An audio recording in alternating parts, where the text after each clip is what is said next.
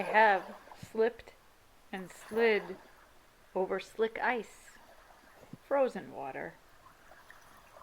I have scampered barefoot across hot cement, imagining it as burning coals and fiery lava. I've stepped on sharp stones, shards of glass, and those little plastic Legos.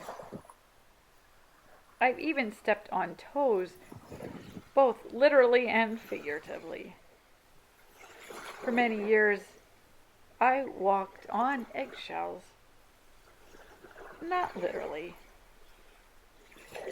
but tentative, uncertain, with fear and mistrust. But on water, with the certainty of swiftly sinking, no, I will not walk. I will not even venture out of the boat, and better yet, let me just stay on the shore. Let God, let the deity defy the forces of nature.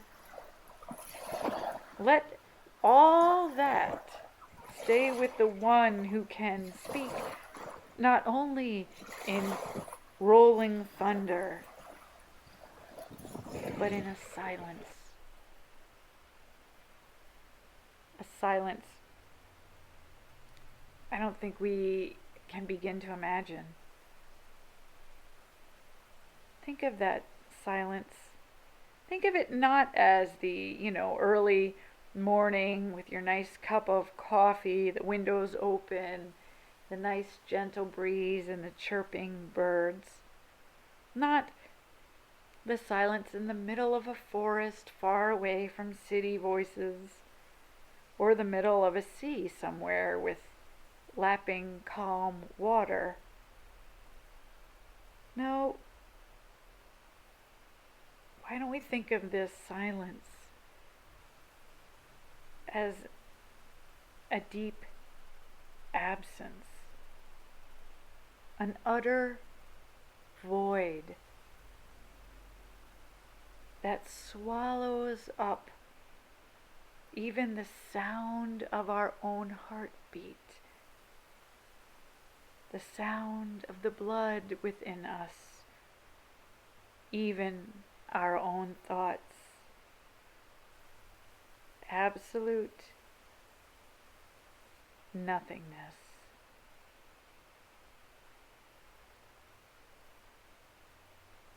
And yet in that, God can speak.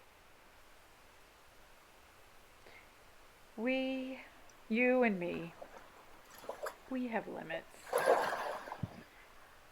I am no Peter, brave or foolish, impetuous Peter. Notice later on when you read the gospel that Jesus doesn't call Peter out of the boat. Actually, what happens is Peter commands, and the Greek is very clear. Peter commands, orders Jesus to tell him to step out.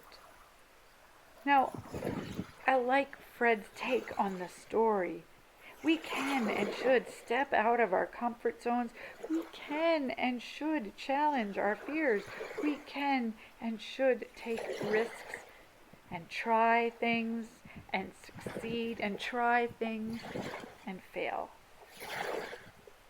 And I think what makes this possible, what makes struggling through fear and through the desire to be comfortable, is acceptance that we are not God,